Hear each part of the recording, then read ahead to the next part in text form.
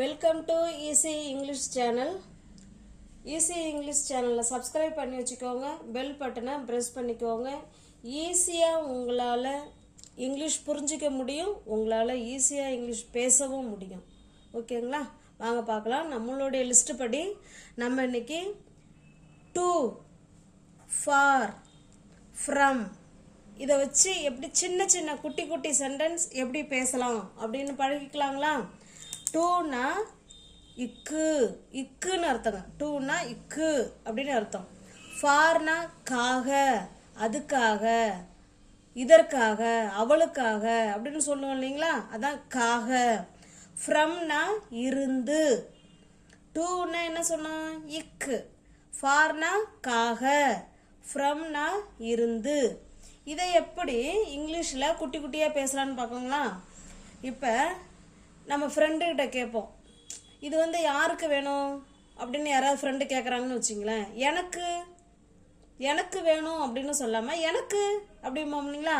இப்போ எனக்கு அப்படிங்கிறத எப்படி சொல்லலாம் அப்படின்னா, இங்கே பாருங்கள், நம்ம ஏற்கனவே நம்ம வீடியோவில் சப்ஜெக்ட் ப்ரோனவுன்னா என்ன, இந்த சப்ஜெக்ட் ப்ரோனவுன் எப்படி ஆப்ஜெக்ட் ப்ரோனவுனா மாறும் அப்படிங்கிறத நம்ம சொல்லியிருக்கிறோம்.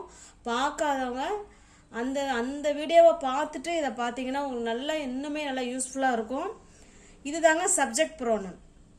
ஐ, we, you, they, he, she, it.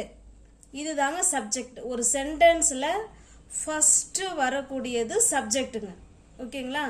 இதுதான் சப்ஜெக்ட். இந்த சப்ஜெக்ட் எப்படி ஆப்ஜெக்ட் ப்ரோனவுனா மாறுது அப்படின்னா, I, me, we, us, you, they, them, he, him, she, her, இட்டாவே இருக்கும். ஓகேங்களா? மீனா எனக்கு, என்னை அப்படிங்கிற அர்த்தம். அசுனா எங்களை, யூனா உன்னை, உங்களை, தெம்னா அவர்களை, ஹிம் அவனை, ஹர் அவளை, இட் அதனை அப்படிங்கிற அர்த்தத்தில் வரும். இந்த ஆப்ஜெக்ட் ப்ரோனவுன் தான் இங்கே அதுக்கு முன்னாடி டு சேர்த்து மீ சேர்க்குறோம். டு மீ, எனக்கு. அப்போ எனக்கு அப்படிங்கிறதுக்கு என்னங்க அர்த்தம்? டு மீ, டு மீன்னு சொல்லணும். டு மீ அப்படின்னா எனக்கு. எங்களுக்கு அப்போ என்ன சொல்லலாம்? To us. Very good. To us. அந்த அஸ்ஸுக்கு முன்னாடி டூ சேர்த்துக்கிறோம், அவ்வளோதான். டு அஸ் எங்களுக்கு. உனக்கு. Very good. To you. அவ்வளோதாங்க, குட்டி குட்டி சென்டென்ஸு. டு யூ உனக்கு. ஒருத்தவங்களா இருந்தால் உனக்கு. இதே நிறைய பேராக இருக்கிறாங்க அப்படின்னா நம்ம என்ன சொல்லுவோம்? உங்களுக்கு அப்படின்னு அவங்களுக்கு மரியாதை கொடுத்து தானே சொல்லுவோம். அப்போ உனக்கு, உங்களுக்கு ரெண்டுக்குமே டு யூ தான் வரும். அவர்களுக்கு, அவர்கள்னா என்ன? தே தானே, அதுக்கு தெம் பாருங்க. டு தெம், அவர்களுக்கு. அவனுக்கு, டு ஹிம். வெரி குட், சூப்பராக சொல்கிறீங்களே. அவ்வளோதாங்க. அவனுக்கு, அவளுக்கு அப்படின்னு சொல்லுவோம் இல்லைங்களா? To her. அதுக்கு, டு இட். அவ்வளோதாங்க. எவ்வளோ இப்போ குட்டி குட்டி சென்டென்ஸாக எவ்வளோ பார்த்துருங்க பாருங்களேன். எனக்கு, எனக்கு அப்படி கேட்பாங்களா? To me. எங்களுக்கு, டு அஸ். உனக்கு, டு யூ. உங்களுக்கு, டு யூ தான். அவர்களுக்கு, டு தெம். அவனுக்கு, டு ஹிம். அவளுக்கு, டு ஹர். அதுக்கு, டு இட். இப்போ டூ வச்சு இவ்வளோ குட்டி குட்டி சென்டென்ஸ் பார்த்துங்களா? இப்போ காக, எனக்காக, ப்ளீஸ் எனக்காக ஹெல்ப் பண்ண, எனக்காக சொல்கிறோம் இல்லைங்களா? அதுதான் இப்போ ஃபார் வச்சு எழுத போகிறோம். இது அப்படியே எழுத வேண்டியதாங்க. எனக்கு அப்படின்னு சொல்கிறதுக்கு பதிலாக என்ன சொல்ல போகிறோம்? எனக்காக. எனக்குங்கிறது வேறங்க, எனக்காகங்கிற அர்த்தம் வேற. எனக்காக அப்படின்னா ஃபார் போடணுங்க. ஃபார் போட்டு இந்த ஆப்ஜெக்ட் ப்ரோனவுனை போட வேண்டியதான். ஃபார் மீ, எனக்காக, ப்ளீஸ் எனக்காக கூட, இல்லை எனக்காக ஹெல்ப் பண்ண சொல்லுவோம் இல்லைங்களா, அதான் ஃபார் மீ, எனக்காக. அடுத்தது பாருங்க, எங்களுக்காக. வெரி குட், அவ்வளோதாங்க. எங்களுக்காக அப்படின்னா என்னங்க அர்த்தம்? For us. Super. For us. உனக்காக.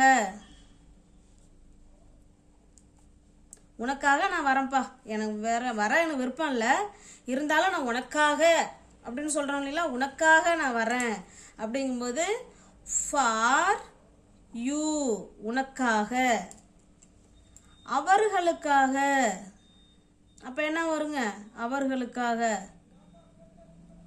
For them. Very good, super. For them. For them.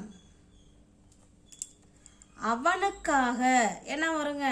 அவனுக்காக. அப்படியே நம்ம பொறுமையாக சொல்லிக்கிட்டே தான் இப்போ எழுதுகிறோம், படிச்சுக்கிட்டே எழுதுகிறோம். நீங்களும் அதே போல் ஒரு நோட்டு போட்டு சொல்லிக்கிட்டே எழுதிக்கிட்டே வந்தீங்கன்னா நல்லா புரியும். ஓகேங்களா? அவனுக்காக. For him. அவளுக்காக.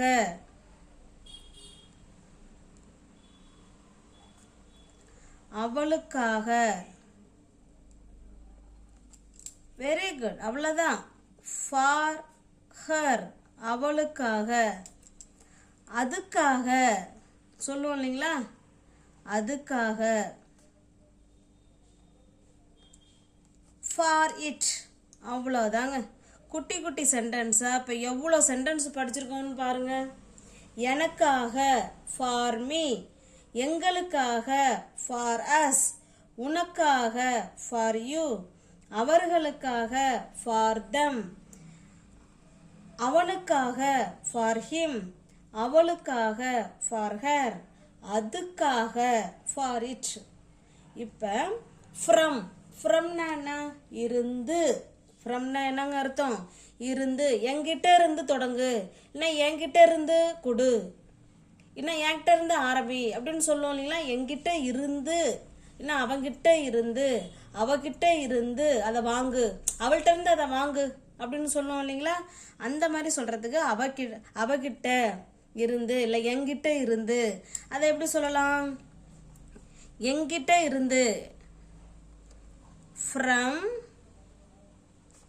மீ. எங்கிட்ட இருந்து அப்படின்னு அர்த்தம். ஃப்ரம் மீனா என்னங்க அர்த்தம்? எங்கிட்ட இருந்து. எங்களிடம் இருந்து என்ன சொல்லாங்க? From us. Very good. எங்களிடம் இருந்து. உன்கிட்ட இருந்து. From you. உன்கிட்ட இருந்து. அவங்கிட்ட இருந்து. From from him. From him.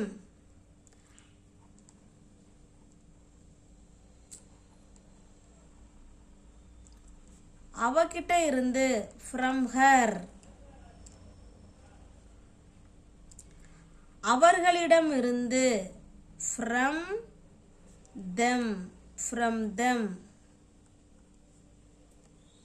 From it. அதுகிட்ட இருந்து. ஓகேங்களா? இந்த மாதிரி தான் குட்டி குட்டி சென்டென்ஸாக நம்ம இங்கிலீஷில் பேசி பழகிக்கலாம். ஓகேங்களா? என்கிட்ட இருந்து, அவங்கிட்ட இருந்து, அவள்கிட்ட இருந்து, அதெல்லாம் நம்ம சொல்லுவோம் இல்லைங்களா. அதுதான் ஃப்ரம் மீ, என்கிட்ட இருந்து. ஃப்ரம் அஸ், எங்களிடம் இருந்து. ஃப்ரம் யூ, உங்கிட்ட இருந்து, இல்லைன்னா உங்களிடம் இருந்து. ஃப்ரம் ஹிம், அவனிடம் இருந்து. ஃப்ரம் ஹர், அவளிடம் இருந்து. ஃப்ரம் தெம், அவர்களிடம் இருந்து. ஃப்ரம் இட், அதனிடம் இருந்து. ஓகேங்களா? இப்போ டூனா இக்கு, ஃபார்னா காக, ஃப்ரம்னா இருந்து. இப்போ ஒரு சென்டென்ஸ் பார்க்கலாங்களா? எனக்காக உதவி செய்ய. ப்ளீஸ் எனக்காக கொஞ்சம் உதவி செய்ய. எப்படி சொல்லலாம்? Please help me. Please help me. எனக்காக கொஞ்சம் உதவி செய்யுங்க அப்படின்னு சொல்கிறோம் இல்லைங்களா. நெக்ஸ்ட் பாருங்க, அவன் எனக்காக கொஞ்சம் சாக்லேட் கொடுத்தான். எனக்காக கொஞ்சம் சாக்லேட் கொடுத்தான். எப்படி எழுதலாம்? அவன் கொடுத்தான். He gave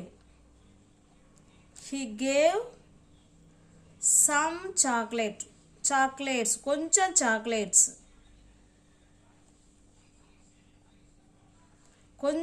அவன் கொஞ்சம் சாக்லேட்ஸ் யாருக்காக கொடுத்தான்? எனக்காக. For me. அவன் எனக்காக கொஞ்சம் சாக்லேட்டு கொடுத்தான். இப்போ ஃபார் மீ எனக்காக அப்படின்னு அர்த்தம். எனக்கு கொடுத்தான். எனக்கு இதையே சொல்லலாம். எனக்கு அவன் சாக்லேட் கொடுத்தான். எப்படி சொல்லலாம்? இந்த ஃபார்க்கு பதிலாக டு மீ போட்டுக்கிறோம், அவ்வளோதான். இது வந்து நம்ம கொடுத்துருக்கிறது பாஸ்ட் டென்ஸில் கொடுத்துருக்கோம். டெய்லி அவன் எனக்கு ஒரு சாக்லேட் கொடுப்பான் அப்படின்னு ப்ரெசன்ட் டென்ஸில் கூட சொல்லலாம். He gives a chocolate. அவன் தினமும் எனக்கு ஒரு சாக்லேட் கொடுப்பான். He gives a chocolate to me. He gave some chocolates for me. அவன் எனக்காக கொஞ்சம் சாக்லேட்டு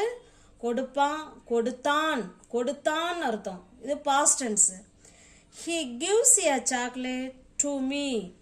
அவன் எனக்கு தினமும் ஒரு சாக்லேட்டு கொடுப்பான் அப்படின்னு அர்த்தம். கொடுப்பான்னா என்னங்க? இன்னைக்கும் கொடுப்பான், நாளைக்கும் கொடுப்பான், டெய்லியும் கொடுத்துட்டு இருப்பான். அப்போ 3 காலத்துக்கும் பொருந்தக்கூடிய ஒரு டென்ஸு ப்ரெசன்ட் டென்ஸில் சொல்லாங்க. ஓகேங்களா? இந்த மாதிரி குட்டி குட்டி சென்டென்ஸாக நம்ம ஈஸியாக இங்கிலீஷில் புரிஞ்சிக்கலாம், நம்மளால் பேசவும் முடியும். தொடர்ந்து சேனலை ஃபாலோ பண்ணிகிட்டே வாங்க, கட்டாயமாக உங்களால் இங்கிலீஷில் பேச முடியும்.